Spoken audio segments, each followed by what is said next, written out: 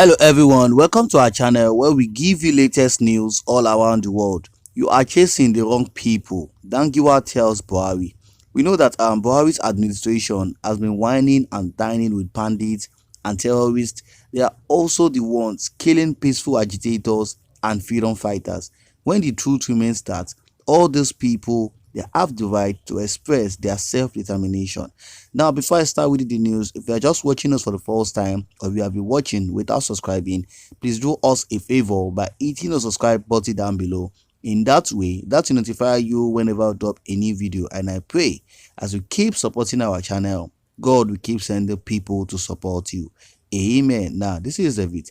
A former military governor of Kaduna State, Colonel Dangiwa Umar, has said that the President Muhammadu Buhari's administration choose to focus on a lesser problem in the southern part of the country instead of the monsters causing his people in the north sleepless nights. He said while he does not support the disintegration of the country, he however said those agitating for self-determination are victims of a faulty system which, if fixed, will end their agitation.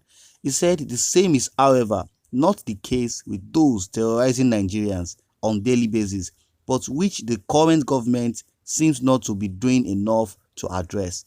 Dangiwa, who stated this in a statement in Kaduna, said the activities of bandits and insurgents have resulted in the evacuation of over 20% of the village in the northwest and northeast, while hundreds of people were being murdered, maimed, and kidnapped for ransom every week, as millions of others has been rendered internally displaced, facing disease and starvation. He said bandits have abducted over 1,000 school children in the north in the past 8 months, adding that over 300 others are still in captivity, with the bandits demanding homologous ransom payments.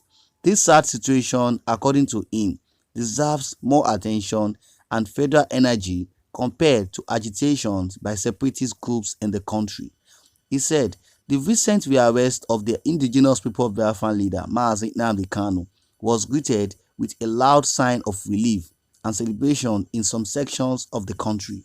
It also elicited congratulatory messages to the federal government, which appears overwhelmed by the interactable security challenges and in dire need of any redeeming act. This is clearly an exaggeration of the security threats Nnamdi Kanu and indeed IPOB pose to our nation's security and unity. He said it is quite strange and disturbing that the federal government is according undue attention to the threat of separatist movements in contrast to the more doubting ones posed by bandits, kidnappers, and insurgents in the northwest, some parts of the north central and northeast. Hundreds are being murdered and maimed every week. Many more are kidnapped for ransom. Raping of women and young girls has become a daily occurrence. Most economic activities, particularly farming, which is the mainstay of the people in these areas, are now all but impossible. Government's earlier claim of having technically defeated the Boko Haram insurgency in the northeast has turned out to be empty propaganda. Speaking further, he said, contrary to this claim, the enemy has morphed into a more determined and deadly force, threatening to overrun the whole of the northeast. For the average northerners living in this zone, who is barely aware of the activities of separatists, banditry, kidnappings, and insurgency, are of greater threat and concern to him. The arrest of Nnamdi Kanu is of no serious consequence, since it does nothing to ameliorate this harsh and brutal condition in the north. He, however, noted that while every citizen or groups have the right to express the desire of self-determination, the use of violence should not be supported or condoned. The IPOB and its leader may well be responsible for some of the violence, including the murder of security personnel, housing and destructions of public and private properties, for which they should be held to account. Must, however, be honest enough to identify the cause of the current growing restiveness in the southeast, Umar said. He called on the government to deploy non-violent means in addressing the problem of the people agitating for self-determination. It is self-evident that justice, fairness, and equity are the best means of building a united and viral nation, particularly one as diverse and fragile as Nigeria in added. Alright guys, that is it for the news now. Let me share my opinion with you. Yeah, my people, Colonel Dangiwa has said it all well. According to him, Buhari's government was supposed to be more focused on people's self-determination, not by accusing and arresting the wrong people. The Buhari government are accusing separatists of disrupting the country when the real terrorists are out there killing innocent people, and people from the south are always their focus when over thousands of people are being kidnapped and killed by bandits, Boko Haram terrorists. They did not channel their powers to them, but only to the separatists, arresting innocent people, treating them as if they were terrorists. When the terrorists are moving around the country freely, they are hiding under the Nigerian government to commit their crimes, and it has spread all over the country, which means that no security agencies can go against them. Now, apart from banditry, kidnapping, there is no state in Nigeria at the moment that has not faced either crisis or the other.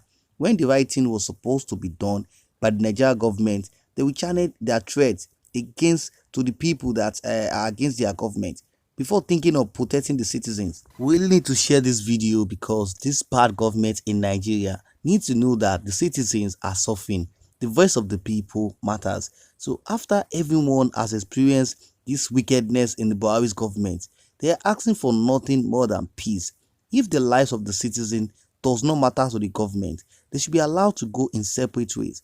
Because according to the constitution of Nigeria, which says that every citizen has the right to make the decision, they have the right to make their self-determination, and they have the right to choose their leader, not by forcing them or making them to accept one Nigerian that has not worked. I remember then when Reverend Father Mbaka said the word about President Muhammadu Buhari and called Mazi Nnamdi Kanu his spiritual son. What did the government do? They arrested Mbaka legally and was interrogated. The DSS stopping him from criticizing the President Muhammadu Buhari administration only because he was clamoring for peace for against their evil deeds of the Buhari's government. When the Nigerian government are just pampering, providing to those who pose real threats, the real terrorists to national security, while intimidating, harassing, and even killing those on lawful agitation. So kidnapping Nnamdi Kanu without addressing this issue raised by these agitators. And if the government feels that Mazi Nnamdi Kanu has committed crimes for which he has been accused of, they should allow and they should follow due process, not by kidnapping and blackmailing him. This is just to tell everyone that there are so many things wrong in this country called Nigeria. Now for Nigeria, you go see anyone that goes against the government is a threat to them. Now, does this stop the insecurity in the country, or does it stop more people from agitating? Alright guys, that is it for you all. I want to thank you for your support on this channel. It's not taken for granted, and please don't forget to share your thoughts on the comment section below. After watching, please don't forget to subscribe, like and share. See you next time till I come your way. Bye bye.